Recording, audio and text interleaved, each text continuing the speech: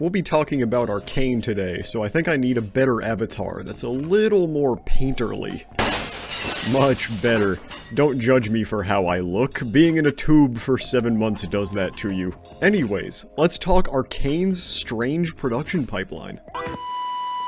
Studio Fortiche, the French animation studio that gave us Arcane, follows a fairly unique production pipeline that they slowly reveal over the course of their Bridging the Rift YouTube series. However, despite how informative this series is on a large chunk of their pipeline, there's a lot of information that gets left out here.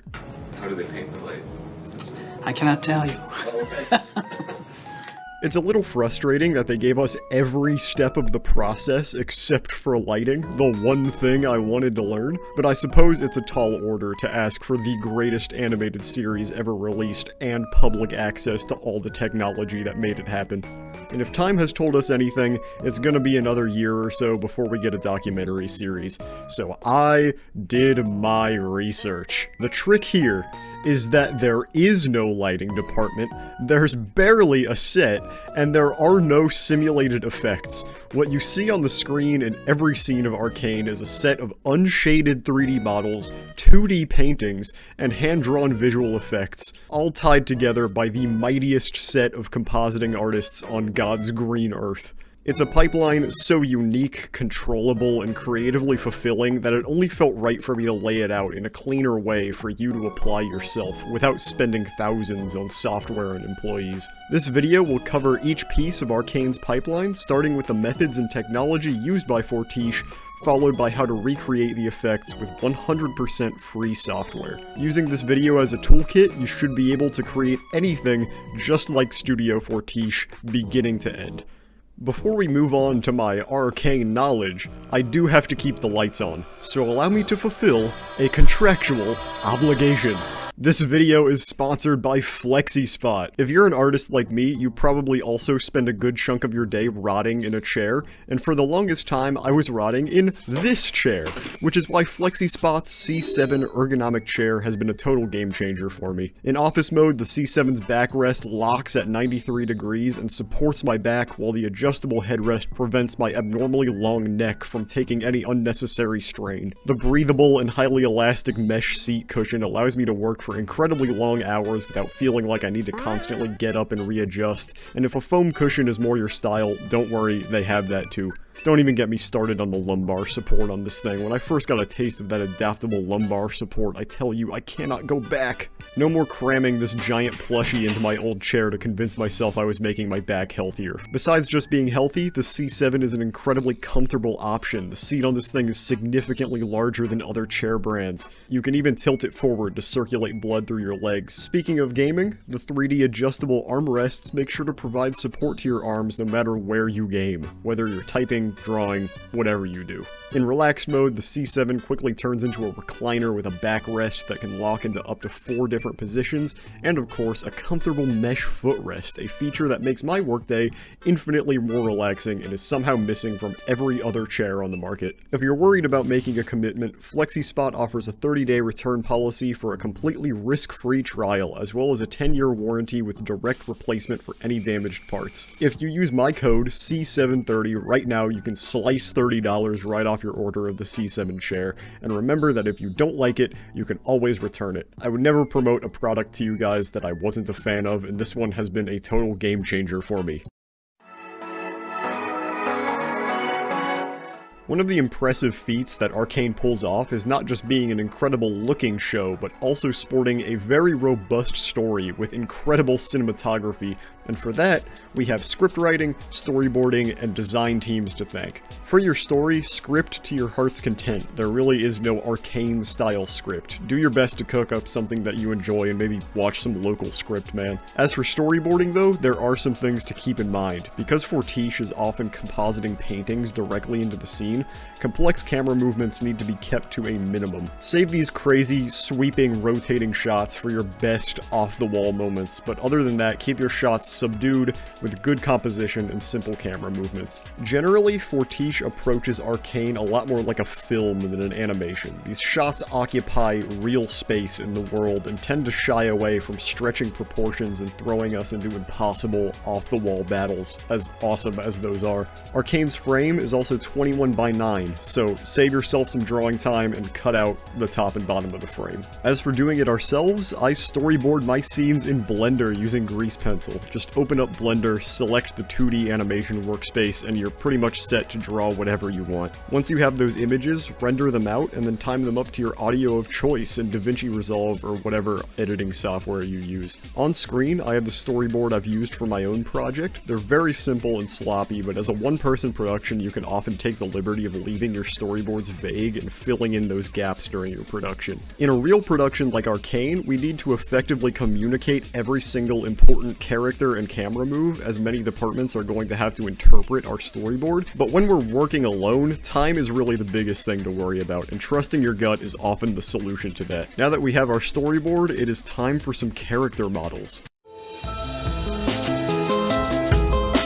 Models in Arcane are fairly standard but differentiate themselves from other productions in very subtle but powerful ways. Teaching you how to sculpt a character from scratch would take far too long for this tutorial, but Dicko, the guy who taught me how to model, is currently doing a series on character sculpting, and Ryan King Art always cooks with beginner tutorials on just about any topic, so I have both playlists linked below. Arcane's models have a very strong art style. The core of these models is their imperfections. As the art of Arcane states, a big point in Arcane's modeling is imperfection. Old models had very basic round eyes with circular highlights. We wanted to deal with characters as if we had done a real casting. We wanted them to have a few small flaws. Everything in Arcane has flaws. Faces are not perfectly symmetrical, for example. In Arcane, there is not a single object that is a perfect cube, cone, sphere, or cylinder except for the hex gemstones, and this is 100% intentional. This law extends to just about everything, including character eyes, which often have small imperfections and edges, and while they're often hard to notice, it gives everything a very handcrafted feel that adds up more and more the more you fill your scene with these objects. Overall, Arcane doesn't have special topology, and you're following a fairly standard workflow and just letting the textures do the heavy lifting, but these principles of design are what drive the looks. While you're putting together reference or drawing your characters, skew the design and exaggerate important features. It goes a long way. When creating assets ourselves, characters should start with a good sculpt in Blender's sculpt mode, and once again, watch some Dicko, watch some Ryan King, and once you have a retopologized model, just start skewing things around. On my model, I took the head, the cap, the belt, and this little box on the head, and I just warped them enough to no longer be basic primitives. That's it for modeling though. Pretty straightforward for 3D artists. Time to move on to As you could probably tell, Arcane's models are hand-painted, and that is a task that would 100% be easiest in a program like Substance Painter, but we don't have that kind of money in this house, so I'll be showing you how to do it in Blender. I'd recommend getting this free brush pack I have linked below, as well as UCU Painter before you begin. Arcane's texture team loves square brushes, and you'll often see a lot of blocky shading being applied with this type of brush. And frankly, the layer system in UCU Paint should just be default in Blender at this point. For reference, without layers, texturing this model took 4.5 hours. I'm confident I could have done that in half the time if I had more than one single layer to work with. Use your resources, kids. For the most part, this is a standard job. UV unwrap your model as you normally do, and lay out your colors, and just start painting away. The biggest thing here is to keep your colors relatively subtle. You'll notice on Jinx here, image link in the description, it's a great resource, the value changes on the skin and clothing are relatively tight. When we paint a static picture, we usually want to utilize strong contrast to avoid a washed out looking image, but these models still have to go through a lot of processing before the shots are finished, so feel free to use lighter values and stray away from those dramatic shadows and great changes in contrast. I'd imagine your character in a pretty regular, well-lit indoor area, like a grocery store. That's the general value range you're shooting for. Final thing to keep in mind as you paint is to stray away from the line tool for the most part and try to keep things a little messy. It's very common for us digital artists to keep things very clean, but the magic of painting is the quote-unquote mistakes. Bob Ross was not lying when he calls them happy little accidents. Wobbly lines and layered strokes add so much life to your model, so keep them intact and learn to love them. I know as a technical 3D artist, we often get a little obsessive over these mathematically perfect graphics, but Fortiche is not a fan of that. Other than that, best thing I can say is to try your best and trust the process. I'm not a 2D artist and certainly not a painter, but for a beginner, I think this came out pretty well. It looks a little too much like a Fortnite skin, but overall, I am quite happy with it, and it only took 5 entire hours. Damn you, Blender, and your one texture painting layer. Now that we have our character model and a storyboard, we can dive into what really sells the Fortiche look. Tangent time. Okay, here's the deal. After models and storyboards are created, just about every department at Fortiche works simultaneously to create each scene. 3D animators block the character animations in the scene according to the storyboard, while 2D artists paint the background behind the character animations, while layout artists are taking those paintings and modeling in the geometry, which will eventually have said painting projected onto it and used in the final render. The magic of Fortiche's workflow comes from the fact that none of these mediums necessarily need to interact with each other until the compositing phase, so everybody can kind of craft their specific piece of the scene and set it in the compositor's lap as an asset later. All we really need are solid passes of the 3D character animation, the background, and the textured objects. From there, Fortiche's compositing artists use a software like Nuke to place all the passes together and edit in all the lighting so it feels like the characters are really there. That is the secret. It is all a big 2D illusion. Everyone does their individual part, and then compositors jam all of those puzzle pieces together into one cohesive scene. Like I said, no lighting team, barely a set, no simulated effects. Tangent over. If you're working alone, as I imagine most of you are, we have the unique advantage of being able to approach scene creation in just about any order we want, but the unique disadvantage of being individuals with strengths and weaknesses.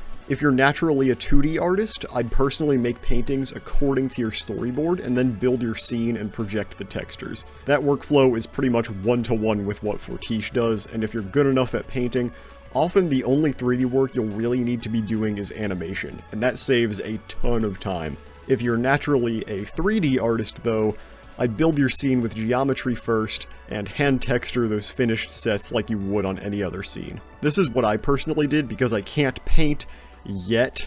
The final thing before we move on is exclusively for 2D artists, and that is camera projection. It's quite complicated, but luckily Lightning Boy Studios did one of the most in-depth tutorials on it, link in the description. This will allow you to paint your scenes while still retaining the 3D information you can use for parallax and custom lighting later. I find a lot of tutorials overstate the importance of this step. If your paintings are convincing enough, you can forego projection entirely and just use the painting, like this shot for example, which is pretty much all 2D. But if you want a dynamic camera or more control, give projection a shot. It will serve you well. As for myself, you can see me simply going through my scene, unwrapping everything before texture painting all of the light and detail. The goal of painting like this is to effectively have a finished painting in your 3D scene, light and all. Because Arcane doesn't use traditional 3D lighting on its characters, the compositing team uses the light that the 2D artists painted in to drive the custom lighting on the character. If you don't have 2D experience, you might find this step quite difficult, as did I. The best advice I can give is just stick to that square brush and try using a lower opacity to add some chaos to your textures. A lot of these assets have big blotches of unique color added to them just to increase the visual charm and mimic a real-world canvas that gets layered over time. Once you have everything blocked, I like to go in with a soft brush and paint in some of the light, like this green light coming from this giant tube. Trust the process here and stick to the Arcane design rules, and I promise whatever you create will look great. Honestly, this was my longest step, clocking in at about 14 hours, but that is the price of hand painting, and why this show costs $250 million. You can do it. I believe in you. Oh boy, after all that, we arrive at the fun part, animation. First things first, frame rate should be 24 frames a second. Animation in Arcane generally finds a happy middle ground between the hyper-exaggerated movement of a cartoon and the grounded movement of a live-action film. We still have snappy, stylized motion, smears, duplicates, all of that, but characters generally obey the laws of physics. Each movement from regular facial acting to a high-speed punch is preceded by proper anticipation, and generally even the fantasy weapons, bionic parts, and machines all function within the laws of the real world. Continue to use the principles of animation and just make them invisible enough that it doesn't break your own immersion. And a great way to make sure you're always on model is to act out the scenes yourself. I know in the beginning of my animation career I was quite camera shy, even though the footage wasn't going to be public. It can be a little cringe watching yourself act like a cartoon character on camera, but trust me, this is the only way to capture the incredibly complex workings of the human body. In fact, Riot has an entire room dedicated just to animation reference, with mirrors to correctly capture the action from multiple angles and props so the animators can correctly represent the weight of the objects in their scene. It's genuinely so awesome the lengths Arcane animators go to capture reference, even acting out the scenes together like in this clip. It's just so rad. Do this, and do this a lot. Here for this hand animation, I really did just set up my camera and act out the motion, and with that information I was able to block out the important poses, and once I converted my constant keyframes to Bezier ones, it looked pretty on point. With some tweaking, it's a real-world accurate arm animation with no smears while still being snappy and satisfying. This is the core of Arcane's style. Use tons of reference and your scenes will practically animate themselves. Other than that, standard animation.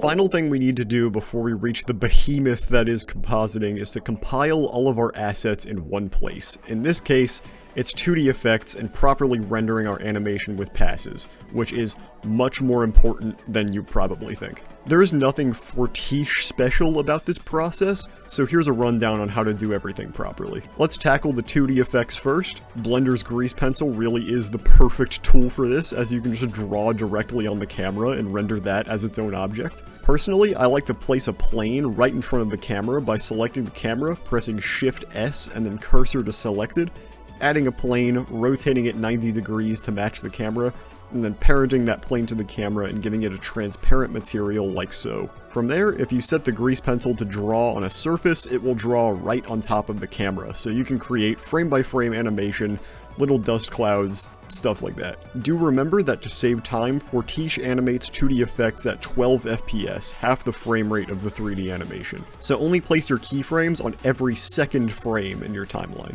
Now that we have our animation, background, and effects, it's time for a crash course in professional exporting. First off, the PNG was invented in 1997. We don't need it anymore.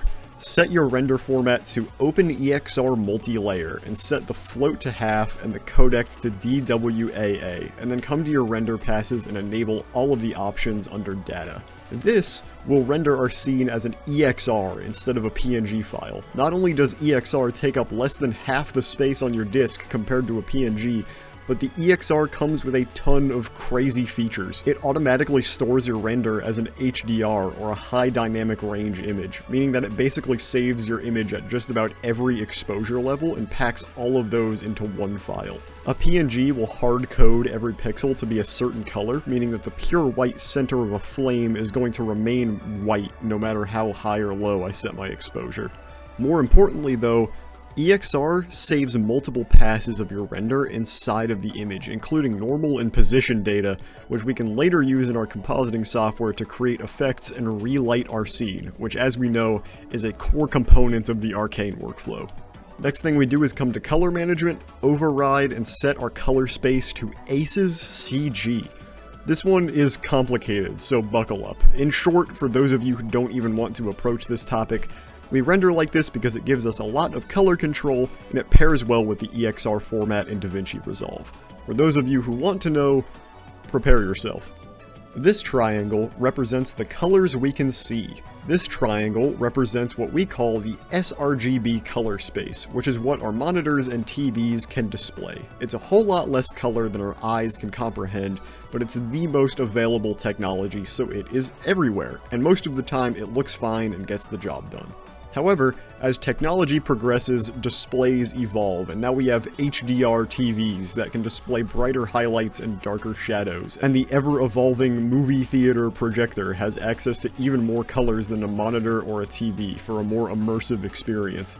So, when creating a cool piece of art that we want to last, we render in ACES, which stores just about every color we can possibly get our hands on. While it looks quite ugly on our screens, it's because our screens aren't built for it. It's great for archival and it's great for working with, because we have access to so much more color data to both work with in the future and the present. It's so commonplace now that in fact there's a node in DaVinci exclusively to correct ACES back to sRGB just for you. All in all, we are storing our image like this so that in the future we can use it on better displays, and in the present we can use it to color grade. If you don't get that or you want more, there's a billion videos on ACES out there and you should go watch them. When we finally render our animation, we will get all of these passes neatly laid out with everything ready to be composited and all of that normal data packed into the EXR file.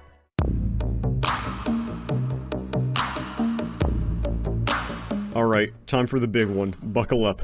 Arcane, as well as just about every show and movie you see nowadays, is composited in the program Nuke. Not After Effects, not DaVinci Resolve, Nuke. There is a very good reason for it. Despite its quite outdated looking interface, Nuke is a juggernaut of a program. There are nodes that reconstruct your scene in 3D based on position data, and incredible 3D tools made for relighting, trackable mats for 3D objects, everything you could ever want. Nuke is the backbone of Arcane's compositing, as the relighting tools it provides are the foundation for just about every scene. Fortitia's goal here is creative control, and being able to control the color grade, composite, and lighting all in one singular program is what makes Arcane such a good-looking show. Arcane's compositing pipeline gives you the control of a painter or a charcoal artist, where you're constantly creating chaos in your scene and then adding and subtracting new information until you arrive at a product that may not be realistic, but has a very strong, focused art direction and looks absolutely stunning. While 2D lighting is based on a very human view of how light works, 3D lighting is mathematically perfect and can often appear clinical and unappealing if not treated with care. That's why CG in anime often feels so uncanny. It is literally perfect. There are ways that it can work, and it often requires you to embrace 3D as a medium, which is the correct avenue. Beastars, Land of the Lustrous, and Trigun Stampede look absolutely rad. But the moment you try blending these perfect 3D assets with an imperfect 2D environment, things get messy, and you start teetering on the edge of unintentional mixed media. Arcane's solution of leaning into the 3D exclusively for animation is nothing short of genius, and it's what makes the art feel so incredibly cohesive. The coolest thing is that a non-commercial version of Nuke is completely free, with the only major limitations being a maximum render resolution of 1080p, and obviously, it's non-commercial, so no monetized YouTube videos. I'm guessing a lot of you are planning to post your animations as YouTube videos though, and Nuke literally costs $3,000 a year, so today I will be showing you how to use DaVinci Resolve for this. If you have a method of acquiring Nuke, do it. It is worth every penny, and the overall principles I teach here will be the same. But for us brokies, let's do it in DaVinci. Compositing is a long and complicated process that many of you may be unfamiliar with as 3D artists, so for simplicity's sake, I will be compositing this cute little Minecraft animation into this painting I found on Riot's website. The first thing we want to do is to get our footage into the compositor, and to do this we will use the loader node. Simply add the node, select the first image in your EXR sequence, and voila! The reason we use a loader node instead of a media in is that the loader node is a lot less intensive on our machine, and from what I've heard, media in actually handles footage very poorly, so loader node always on top, always. You'll notice that our footage looks awfully different compared to when we created it, and that is because of our ACES CG color space that I mentioned earlier. To fix it, place an ACES transform node in front of any ACES footage, set your source color space to ACES CG, and set the output to either sRGB or Rec 709, depending on your monitor. Just give both a try, and whichever looks correct, you can keep. Now that we have this in here, it is time for the EXR magic.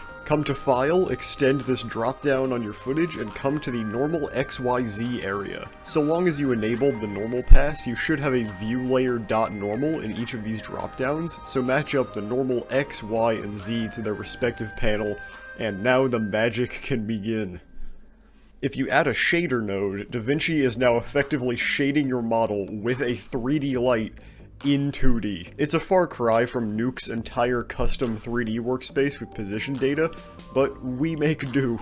Using this data, you can not only light your entire model, but also adjust how they're ambiently lit when they're not in harsh daylight. And if you want, you can even turn down the ambient light all the way and use this black and white image as a mask for other effects. In my Minecraft scene, I add both a shader node for the white light hitting the model, as well as a second shader node for this orange light that I blurred out and composited over my scene.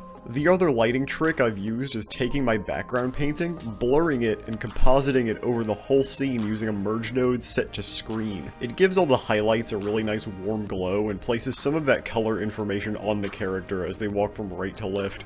Finally, the most important thing to do is duplicate your background image and use the polygon tool to mask out any foreground objects you want in front of your character. Like this table, for example. Once we have these elements, the shot is pretty much ready to ship unless we want to go above and beyond and add some special detail. In my case, I duplicated the animation, distorted it, and multiplied it over the floor to create this fake reflection. I also rendered the foreground separately and had it move a little faster than the background to create a parallax. When I was done, I took the whole scene and keyframed it to slowly move to the side as if we have a big sweeping camera. In davinci, there is so much you can choose to do, too much to even cover in a video, but that's the magic of this workflow. The possibilities are literally infinite, and you have total control over what the final product looks like in your Fusion space. If I wanted to right now, I could throw a color grade onto my painting, add some effects, and then change the direction of the lighting, and all of a sudden I have a big green glow coming from the inside of the room.